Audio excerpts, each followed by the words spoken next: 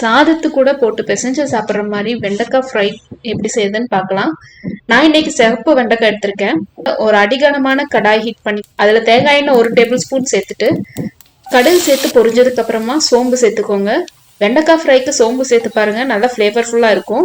ஒரு பெரிய வெங்காயம், ஒரு தக்காளி சேர்த்து நல்லா வதக்கிக்கோங்க. தேவையான உப்பு, மஞ்சத்தூள், மிளகாய்த்தூள் இதெல்லாம் சேர்த்து தக்காளி நல்லா மசிஞ்சு வந்ததும் ஒரு பிளேட்டுக்கு மாற்றிடுங்க. இப்போ அதே கடையில் 1 டேபிள் ஸ்பூன் எண்ணெய் சேர்த்துட்டு கட் பண்ணி வச்சிருந்த வெண்டைக்காவும் சேர்த்து தேவையான அளவு உப்பு சேர்த்துட்டு நல்லா வதக்கிக்கோங்க. வெண்டைக்காவை லோ ஃப்ளேமில் வச்சு நல்லா வதக்கிக்கோங்க. வெண்டைக்காயில் இருக்கிற வலுவழுப்பு தன்மை போனதுக்கு அப்புறமா வதக்கி வச்சிருந்த வெங்காய தக்காளி மசாலாவையும் சேர்த்துக்கோங்க. வெங்காய தக்காளி கூடவே வெண்டைக்காயும் போட்டு வதக்கியிருந்தீங்கன்னா வலுவழுப்பு தன்மை போகிறதுக்கு ரொம்ப லேட் ஆகும். நம்ம சேர்த்த மசாலா, வெண்டைக்காய் எல்லாமே ஒன்று கலந்து நல்லா கம்பைன் ஆகி வரணும். இந்த அளவுக்கு நல்லா வதங்கினதும் அடுப்பு ஆஃப் பண்ணிருங்க. சூடாக சாதத்து கூட சர்வ் பண்ணுங்க. ரொம்ப ரொம்ப அட்டகாசமா இருக்கும். கண்டிப்பா இந்த ரெசிபி ட்ரை பண்ணி பாருங்க.